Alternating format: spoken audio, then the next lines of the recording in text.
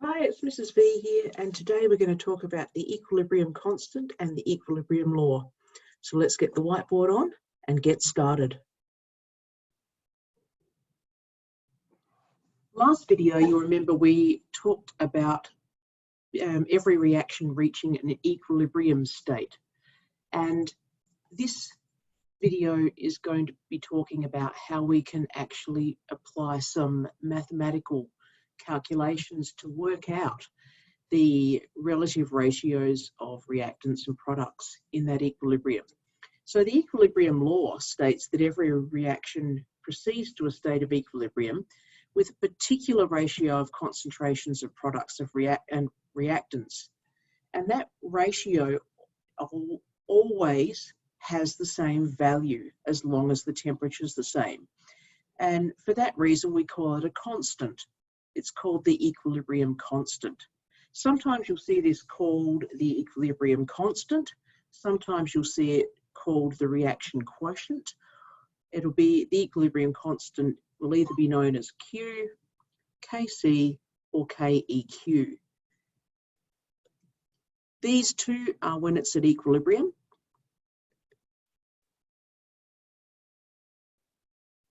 And Q is when it's not at equilibrium, or if you don't know that it's at equilibrium. That's terrible writing of equilibrium. I'm going to try that again.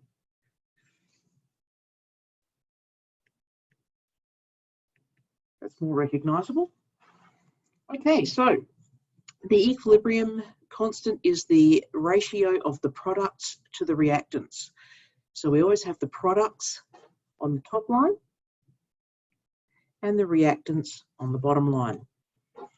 So it looks fairly confusing when you see it written out for an equation. So we have A moles, here we've got A moles of A reacting with B moles of B, and that's in equilibrium with C moles of C and D moles of D. We've got to put the products first. So let's have a look at C moles of C first. When we put this in, the square brackets refer to the concentration of C, and we're going to raise that to the power of little c.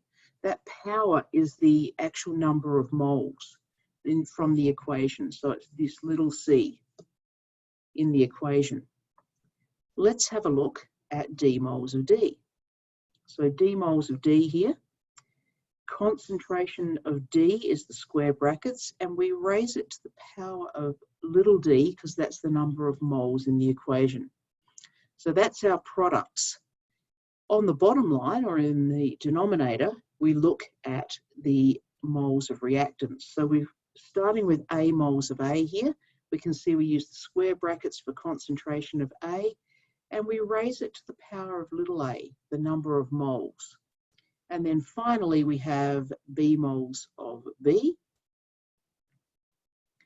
So we have our square bracket B representing the concentration of B, and then we've got our little b here as a power for our B moles of B. So all of that makes the reaction quotient, which we also call the equilibrium constant if it's at equilibrium. So over on the right, we can see Kc, the little c shows that it's in terms of concentration. If it's not, if you just want to be more general, you can call it Keq, just for the equilibrium constant. Most of the time we'll be working with concentrations though. So the square brackets show concentrations in moles per decimeter cubed. That's a very fancy way to say moles per litre. Whichever way you use is fine. We have the products of the reaction in the numerator, and we have the reactants in the denominator. What that means is that if we've got a really large value, if it's really large, that means that we've got lots of products over not much reactants. And so that would give you a very large value. A very small value would mean that you had lots of reactants and not much in the way of products. In fact, if we have the equilibrium constant more than 100, means that our forward reaction is almost complete. And if it's less than 1/100th, then the forward reaction is negligible. So this value of Kc tells us how far our reaction's proceeded.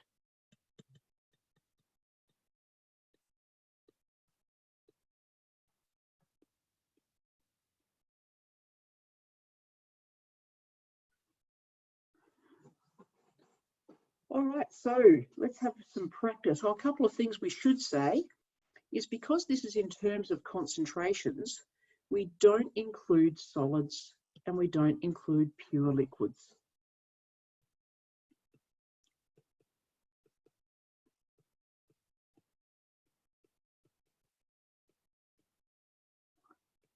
Because you can't find the concentration.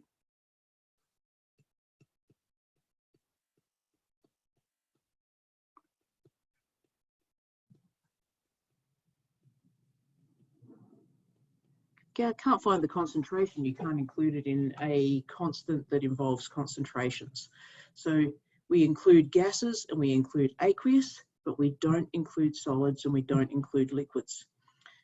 I know you're probably thinking, hang on, acids are liquids, so why can't we include liquids? I can find a concentration of an acid, but an acid is not actually a pure liquid. An acid is a solution of an acid in water, and that's why it has a concentration. Let's try some examples.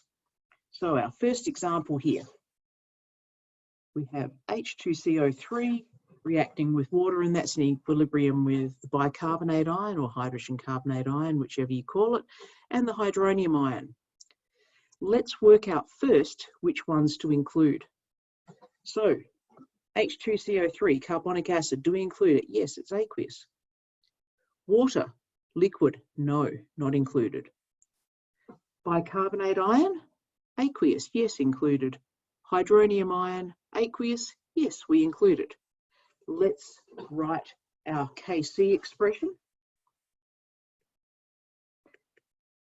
And we want products, so we want HCO3 minus aqueous, and then multiply that by H3O plus, aqueous. They're both to the power 1 because there's 1 mole of them, and that is all over just the concentration of H2CO3. And that's your equilibrium expression. I want you to have a go now. I want you to pause the video and have a go at the second example. Okay, so they're gases, so they can have concentrations. All of them are included. Kc is carbon monoxide's concentration times bichlorine's concentration over COCl2.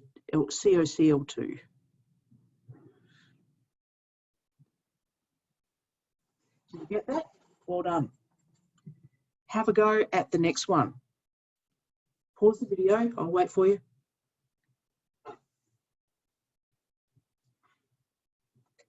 Okay, work out what's included. This one's a gas, yes.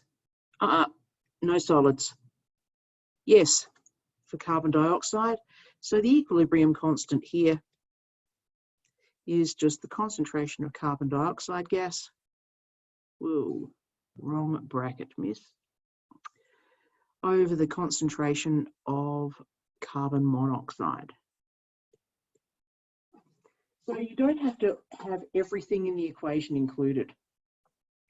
Now, some interesting things about the equilibrium constant is that it's very specific to the reaction equation that you're working with. So if we look in our next examples here, we're going to look at the Haber process. The Haber process is the industrial preparation of ammonia. It's prepared from nitrogen and hydrogen gas. This one crops up all the time in equilibrium problems.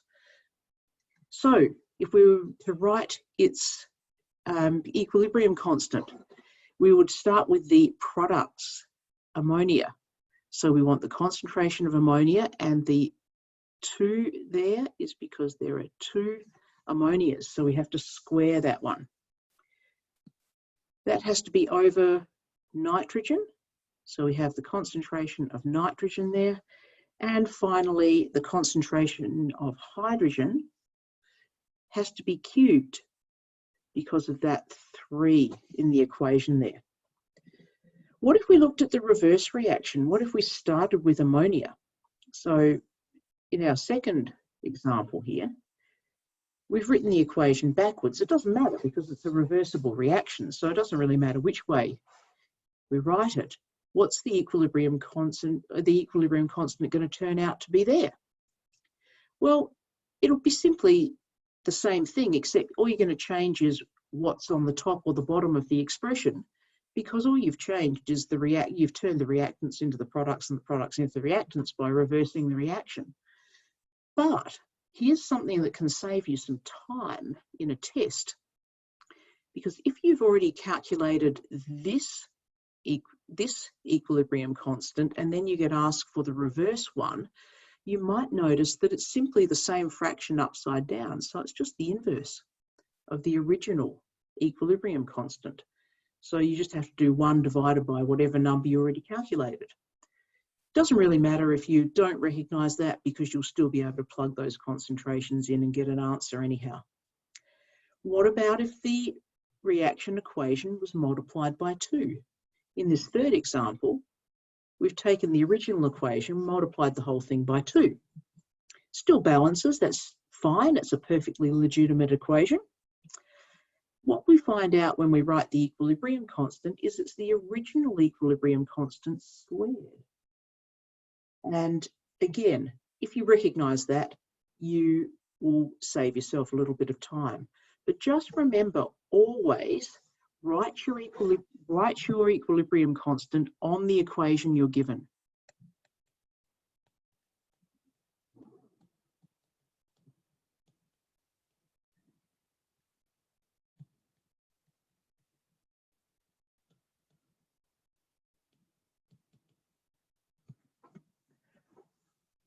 Let's get down to the business here.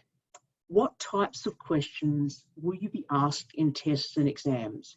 Everyone's interested in how to do the test. So there's 4 types of question. First one, they give you an equation, you've got to write an expression for Kc, just like we've already been doing. Usually these questions give you some concentrations that you have to substitute and do a calculation as well. Second type of question, they could give you the actual expression for Kc and ask you to work back to the equation.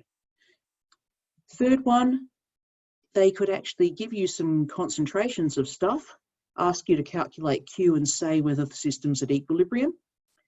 And of course, you know that Q is equal to Kc at equilibrium, and Q will not be the same as Kc if you're not at equilibrium. So it's a simple comparison then. But there is a really sneaky variation they can put into this sort of question, where they will ask you to calculate Q and it turns out to be the same as Kc, and then they'll say, so what's the temperature? And you have to remember that Kc is always the same at the same temperature, so you know the temperature is going to be whatever temperature Kc was measured at. And finally, the last type of question they ask is calculate Q and say whether the system needs to go forwards or backwards to get back to equilibrium. We're going to do an example of each of these so that you'll know exactly how to handle all of those questions in a test. So first of all, writing and calculating your Kc values. If you're following along with your equilibrium booklet, these examples are on page 5. So the first example, 2x plus y in equilibrium with z. First thing we're going to do is write an expression for Kc. If you can do nothing else in an equilibrium problem, write the Kc expression. It's always going to be worth some marks. Let's do it. So Kc, products over reactants. What's the product of this reaction? It's Z. So concentrations, concentration of Z over concentration of X, and remember that's got to be squared, concentration of Y. I've forgotten the states. You should probably put the states in, but I am a serial forgetter of states. Substitute in the values you're given. Concentration of Z is 1.0. Be really careful. Sometimes they give you the moles and the volume of the container and you have to calculate the concentration, but they've been kind to us this time and given us concentrations. So Z is 1.0, X is 2.0, and that is squared, and Y is 3.0. So if you do all of that, you're going to get let's just go straight to the answer, 0.083. Okay, the units for Kc, you could run the units through the calculation and you'd end up with, what have we got? You'd end up with moles to the -3 litres cubed for that one. Oh no, you'd end up with moles squared litres to the -2, but those units have got no meaning. Let's just go through and show you how to do that. I've really mucked that one up. So if you were going to run, you'd end up with moles per litre over moles per litre squared, moles per litre. As you're running your calculator, they'll cancel, and you'll end up with 1 over moles per litre squared, which is moles per litre to the -2, which will end up with moles to the -2 litres squared. It's fancy to be able to do that, but those units have absolutely no meaning, so we normally just don't even calculate them. So if that meant nothing to you, just went, doesn't matter. Okay, I want you to try our second example. Our second example looks at the reaction of hydrogen and iodine.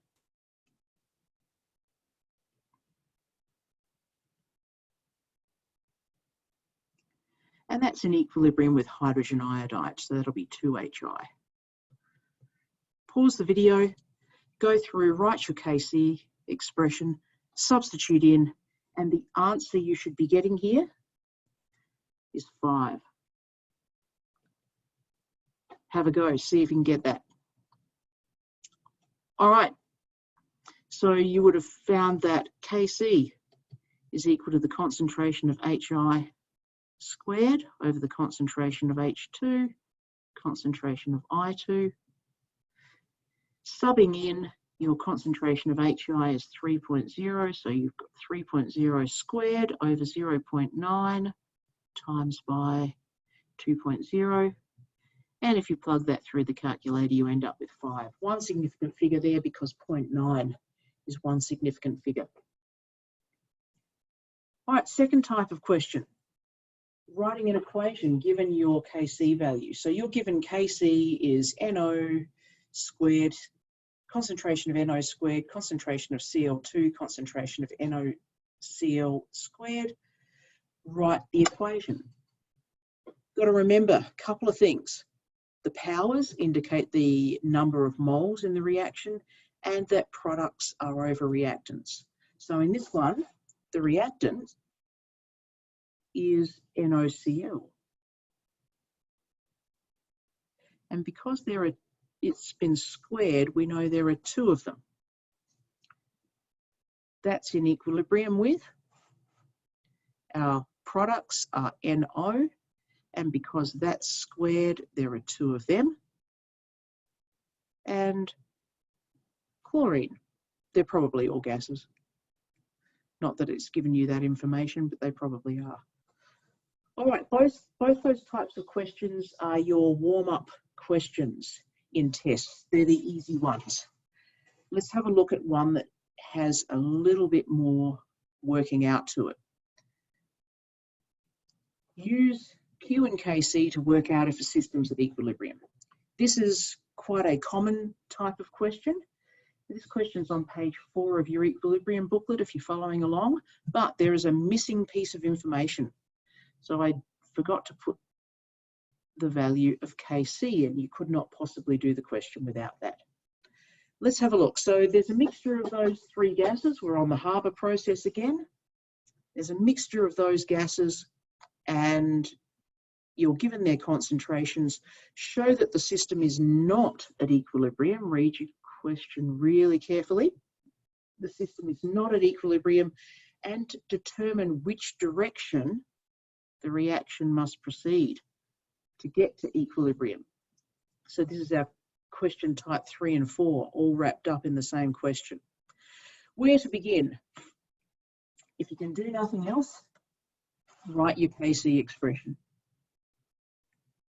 So Kc here is products, ammonia.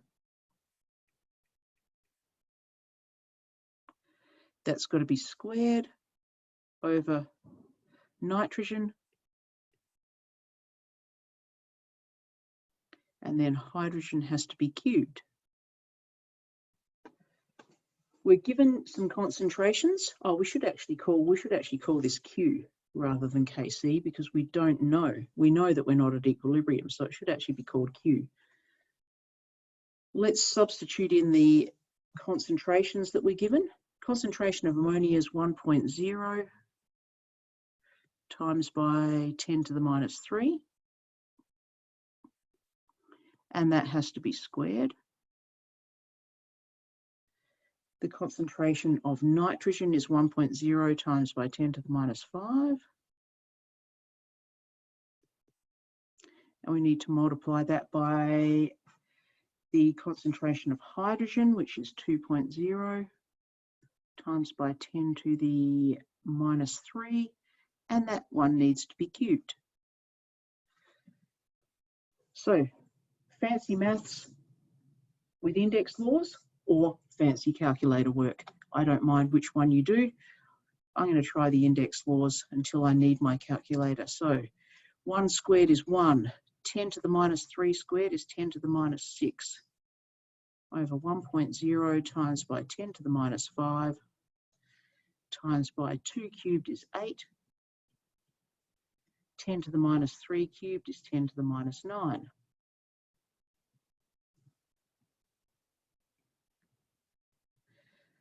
What have we got here? So we've got 1.0 over 8.0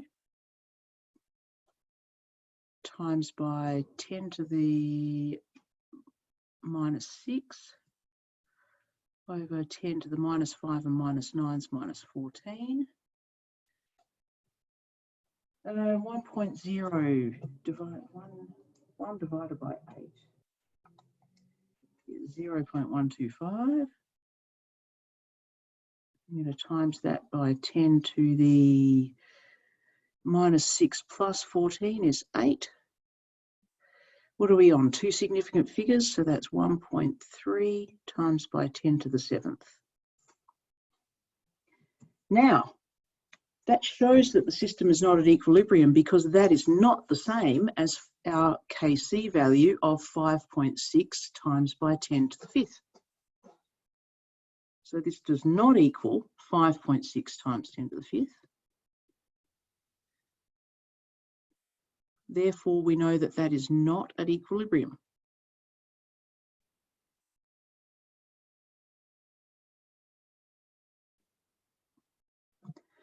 But the next part is, which way do we have to go to get to equilibrium? So what we have at the moment is Q is greater than Kc. Q is a bigger number. So that means we've got products. Remember, Q is products over reactants.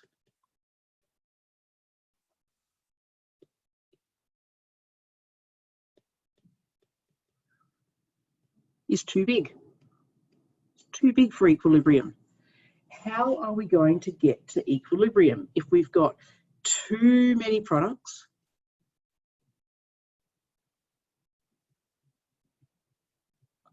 and not enough reactants? That's what makes Q too big, having too many products and not enough reactants. in a reversible reaction, if we need to get less of the products and more of the reactants, the reaction has to go backwards. So the reaction must proceed backwards or to the left.